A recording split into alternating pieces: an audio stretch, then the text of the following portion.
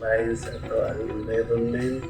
So naa na may gihimo nga lakang project para sa ato ang environment. Bilong nay.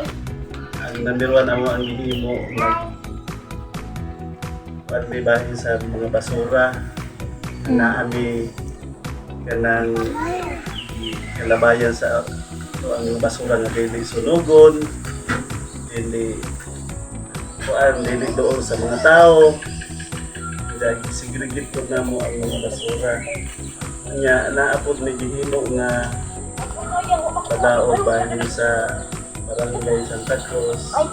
Awan sa sakop ni nga na ay magtataka og labay sa basura, amo ang pinipagasilutan, ug naapod ni makita nga manghilo o mangurinting, magpasipa sa to ang kaning kasapaan, amo usab kini dakpon ug amo ani pagantangan og silot nga igo sa silot nga gipatupag sa ang barangay.